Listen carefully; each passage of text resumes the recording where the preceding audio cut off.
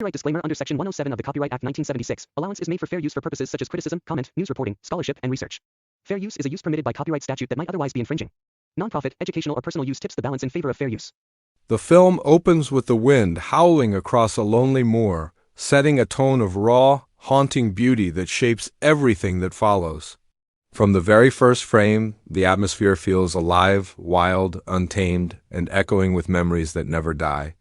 The story begins when a traveler seeks shelter in the towering, storm-beaten house known as Wuthering Heights, a place that seems frozen in time. Inside, the walls carry a quiet bitterness, as if the very stones remember every heartbreak that ever occurred there. Little by little, the traveler discovers that this home once belonged to a family consumed by passion, betrayal, and wounds that still linger like ghosts on the staircase. The opening scenes draw the audience into a mystery, revealing fragments of a past that refuses to stay buried. As the movie begins to peel back the layers of history, the focus shifts to the childhood of Heathcliff, a boy brought into the Earnshaw family under mysterious circumstances. His arrival sparks mixed emotions, some filled with suspicion, others with curiosity. But one connection forms instantly and deeply: Heathcliff and Catherine. Their bond is portrayed with breathtaking intensity, capturing the innocence of childhood friendship and the early spark of a love that defies ordinary boundaries. They roam the moors together, sharing secrets, laughter, and dreams, unaware that the world around them is already plotting to tear them apart.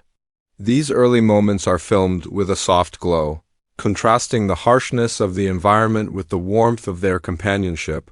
Tension rises as Heathcliff grows older and faces hostility from those who resent his presence in the household.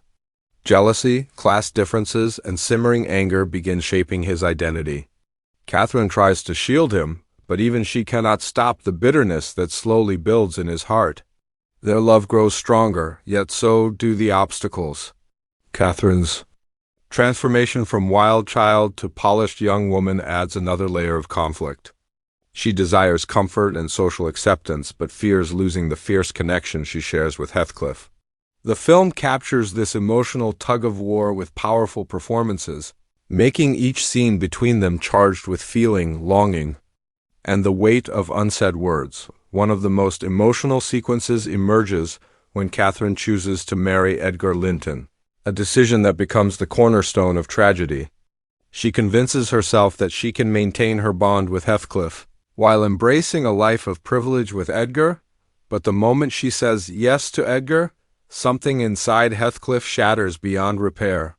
The film portrays his reaction not through dramatic outbursts but through quiet devastation, a look of betrayal that lingers long after the scene ends. This moment becomes the turning point of the narrative, marking the beginning of a downward spiral that transforms Heathcliff from a hopeful young man into a dark, vengeful figure. Heathcliff's disappearance sparks a dramatic shift in the story's tone. Years pass with no word from him, leaving Catherine torn between her new life and the ghost of the love she turned away. The film captures her emotional unraveling as she struggles to reconcile her choices with her heart's truth. Just when the world begins to settle into a fragile peace, Heathcliff returns. His reappearance is chilling. He is changed, hardened, and driven by an intensity that unsettles everyone around him.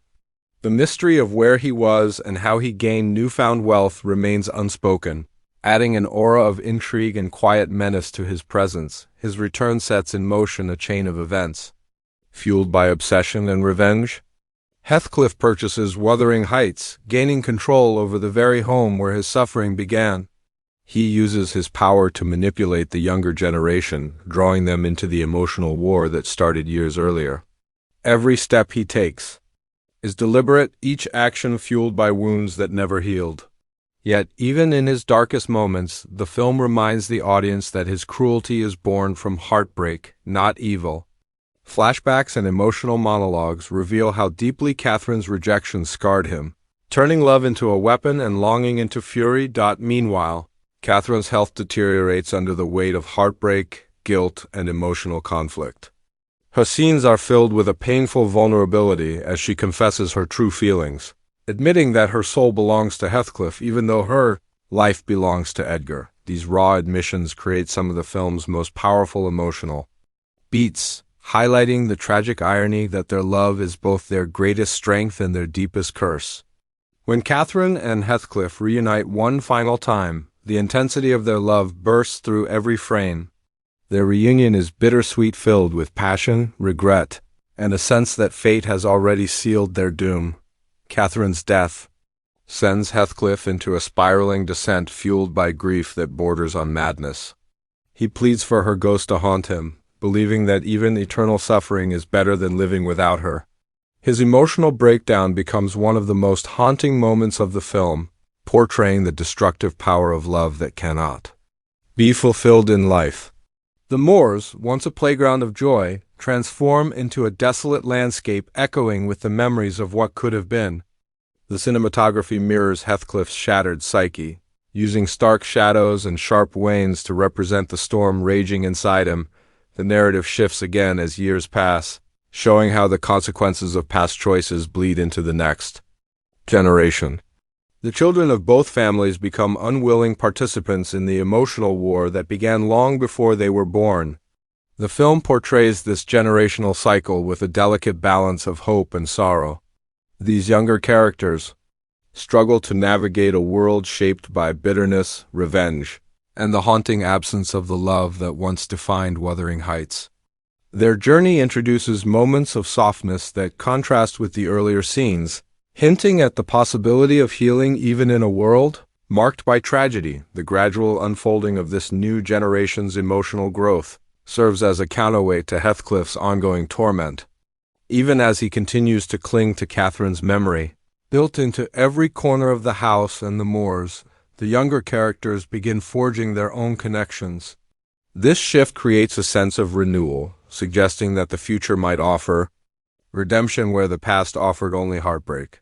Yet Heathcliff himself remains trapped, unable to let go of the pain he carries like a second skin.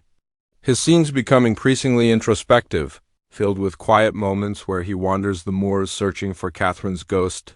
In the final stages of the film, Heathcliff begins to confront the emptiness of his own revenge. His victories feel hollow, and the power he once craved no longer satisfies him.